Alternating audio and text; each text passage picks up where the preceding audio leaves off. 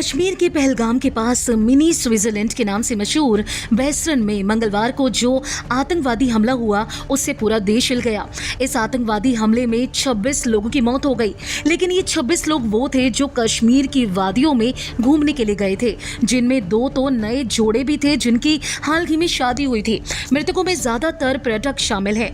इस हमले को 2019 में पुलवामा में हुए हमले के बाद घाटी में हुआ सबसे बड़ा आतंकी हमला बताया जा रहा है। पहलगाम के इस हमले में उत्तर प्रदेश के कानपुर के शुभम द्विवेदी भी मारे गए हैं। पहलगाम हिंसा में आतंकवादियों की गोली का शिकार हुए शुभम द्विवेदी की हाल ही में 2 महीने पहले शादी हुई थी और ऐसे में अपने परिवार के साथ घूमने के लिए वो बेसरन गए थे। शुभम द्विवेदी की मौत के बाद उनके घर में मातम पसरा है। शुभम द्विवेदी की शादी 2 महीने पहले यानी कि 12 फरवरी को हुई थी। शुभम द्विवेदी को अपने परिवार के साथ आज यानी कि बुधवार को वापस से कानपुर लौटना था। उससे पहले ही मंगलवार को हुए आतंकी हमले का शुभम निशाना बन गए। आतंकवादियों ने जब शुभम को मारा तो उनकी पत्नी सामने खड़ी थी।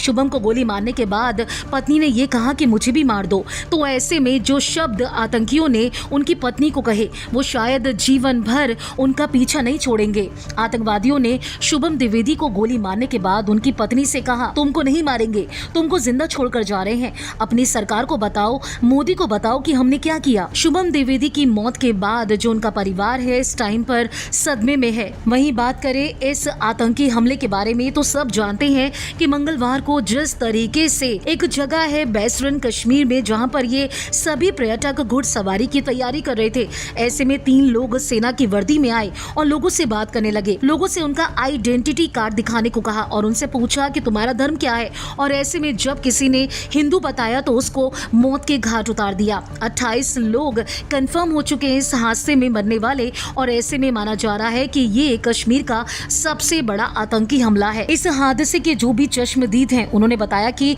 हथियारबंद आतंकवादी मिनी स्विट्जरलैंड के नाम से मशहूर बेसरन पर पहुंचे। उन्होंने खाने के आसपास की जगह पर जो लोग घूम रहे थे, खच्चर की सवारी कर रहे थे, पिकनिक मना रहे थे, उन टूरिस्ट पर गोलीबारी शुरू कर दी।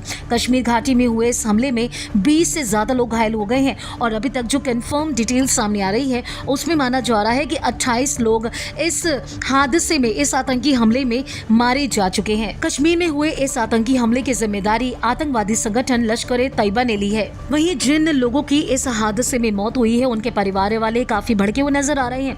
घर वाले मांग कर रहे हैं कि आतंकवादियों ने जिस तरह से उनके प्रियजनों को मारा, उनके परिवार को मारा, सरकार भी उसी तरह से उनका बदला ले। अगर आपने फिल्मी बीट को अभी तक सब्सक्राइब नहीं किया तो कर लीजिए। आप हमारा ये वीडियो फेसबुक पेज पर देख रहे हैं तो उसे भी लाइक कीजिए। बॉलीवुड टीवी से जुड़ी तमाम खबरों के लिए आप देखते रहिए फिल्मी बीट।